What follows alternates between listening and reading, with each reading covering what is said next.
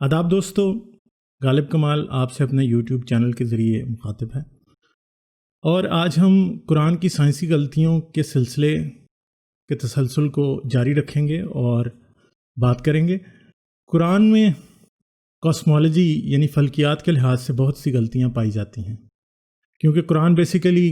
1400 سال پرانی کتاب ہے اور یہ اپنے وقت کے علم کی ہی تقلید کرتا ہوا نظر آتا ہے۔ تو سورہ سبا کی آیت نمبر 9 کی طرف ہم دیکھیں گے۔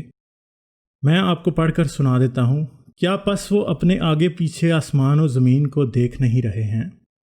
اگر ہم چاہیں تو انہیں زمین میں دھنسا دیں یا ان پر آسمان کے ٹکڑے گرا دیں۔ یقیناً اس میں پوری دلیل ہے ہر اس بندے کے لیے جو دل سے متوجہ ہو۔ میں محمد جونا گڑھی کا ترجمہ جو ہے وہ آپ کو پڑھ کر سنا رہا ہوں،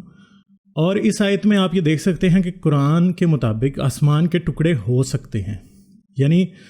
مسلمانوں کے دعویٰ کے مطابق تو قرآن ایک الہامی کتاب ہے اور خدا نے قرآن کو لوح محفوظ پر یعنی آسمان میں ہی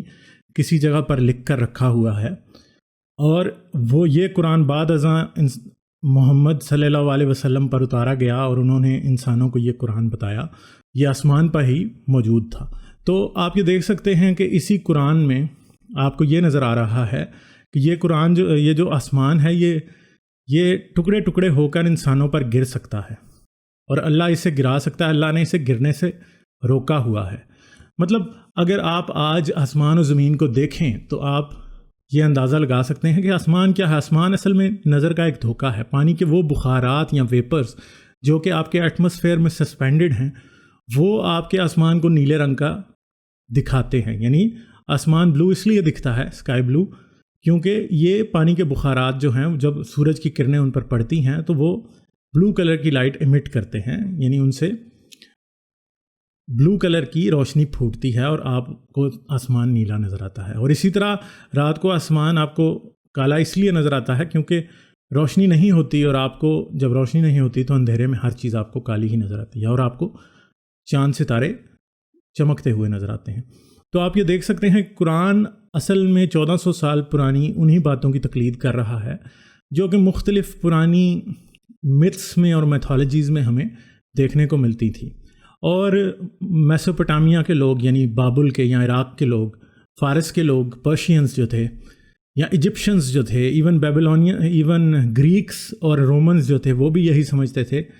کہ آسمان جو ہے بیسیکلی وہ کسی ایک پیالے کی طرح سے زمین کے اوپر رکھا ہوا ہے اور یہ ایک سالڈ چیز ہے اور اس کے ٹکڑے ٹکڑے ہو کر گر سکتے ہیں، اور وہ سبھی یہ سمجھتے تھے کہ انویزیبل پلرز ہیں جو کہ زمین سے آسمان تک جاتے ہیں، اور ان انویزیبل پلرز نے یا ستونوں نے جو ہے وہ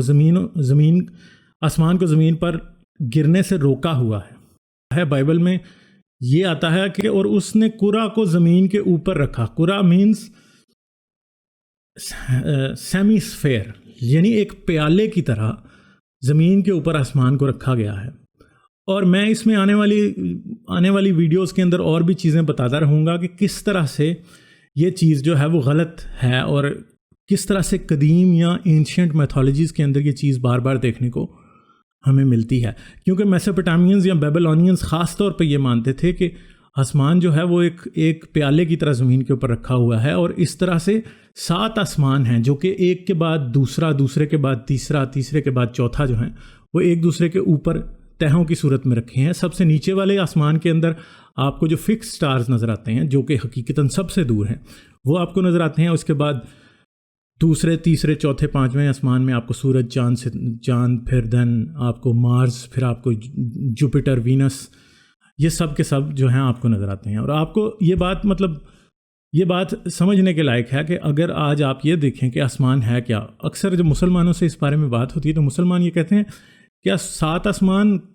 ایٹماسفیئر کی 7 لیئرز ہیں۔ تو ہمیں یہ سمجھنا ہے کہ اگر آپ یہ فرض کر لیں کہ ایٹماسفیئر کی 7 لیئرز ہیں تو 7 لیئر زمین پر گر نہیں سکتی۔ دوسری بات یہ ہے کہ اگر آپ یہ فرض کر لیں کہ پہلا آسمان یا 7واں آسمان یا جس بھی چیز کو قرآن آسمان کہہ رہا ہے وہ ہماری آبزرویشن سے بہت دور ہے، یعنی the farthest galaxies that we can see, وہ اس سے بھی بہت دور ہے، تو پھر کیا اتنی دوری پر رہنے والی کوئی سالڈ چیز یا کوئی ایسی چیز کیا زمین کے اوپر ٹکڑے ہو کر گر سکتی ہے؟ مطلب آپ اس بارے میں کچھ بھی نہیں، مطلب یہ بالکل ایک ابسرڈ اور ایک اللاجیکل سی بات ہے جس کے اندر کسی قسم کی کوئی منطق یا کوئی آپ کو سائنٹیفک فیکٹ نظر نہیں آتا. تو بیسیکلی یہ قرآن کی ایک سائنٹیفک مسٹیک ہے، اور آپ چاہے جو بھی کر لیں، آپ اپنے آپ کو دھوکہ دینے کے لیے کئی قسم کی دلیلیں اس کے حق میں گھڑ سکتے ہیں. قرآن نے یہ سائنسی غلطی نہیں کی، مگر قرآن نے یہ سائنسی غلطی کی ہے. اور آپ یہ یاد رکھیں، اگر آپ قرآن کو کسی طرح سے اس سائنسی غلطی سے بری الذمہ یا پھر قرآن کو معاف کر دیں اس بارے میں، تو یہ یاد رکھیے قرآن انہی کتابوں کی تقلید کرتا نظر آتا ہے جو کہ اینشنٹ وقتوں میں، پرانے وقتوں میں موجود تھیں، اور قرآن انہی کی بات کر رہا ہے. تو اگر آپ کہیں کہ قرآن نہیں، قرآن کا مطلب یہ ہے، تو پھر ان سبھی کتابوں کا کوئی اور مطلب نکالا جا سکتا ہے، اور وہ سبھی پھر درست بنتی ہیں. پھر قرآن کی کوئی امتیازی حیثیت یا قرآن کو